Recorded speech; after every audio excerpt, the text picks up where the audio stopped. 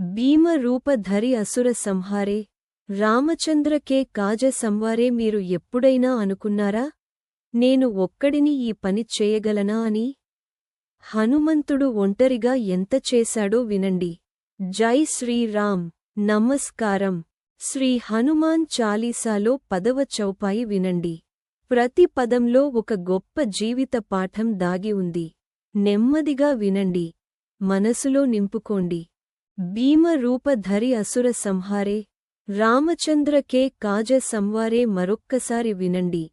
భీమ రూపధరి అసుర సంహారే రామచంద్రకే కాజ సంవారే. భక్తితో మనసులో చదువుకోండి.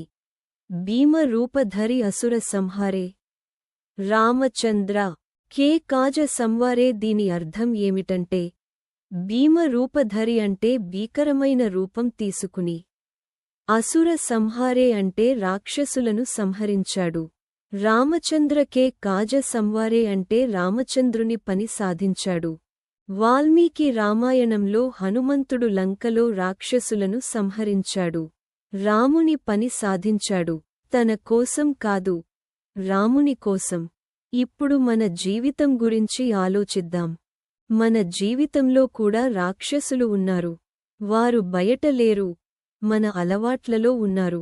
సోమరితనం ఒక రాక్షసుడు, భయం ఒక రాక్షసుడు, వాయిదా వేయడం ఒక రాక్షసుడు, ఈర్ష్య ఒక రాక్షసుడు.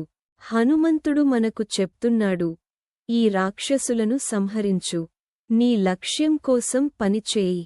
ఒంటరిగా అయినా సరే వెనక్కి వెళ్ళకు. ఈరోజు మీరు ఒక్క పని చేయండి. మీ జీవితంలో మీకు అడ్డుపడుతున్న ఒక చెడు అలవాటును గుర్తించండి. దాన్ని ఈ రోజే వదిలేయండి. అదే హనుమంతుని మార్గం. ప్రతిరోజూ ఒక్క చౌపాయి వినండి, అర్థం చేసుకోండి, జీవితంలో అమలు చేయండి. మీ జీవితం తప్పకుండా మారిపోతుంది. వీడియో నచ్చిందా? లైక్ చేయండి. మీ అమ్మకు, నాన్నకు, స్నేహితులకు షేర్ చేయండి. బెల్ ఐకాన్ నొక్కండి. రోజూ కొత్త చౌపాయి వస్తుంది.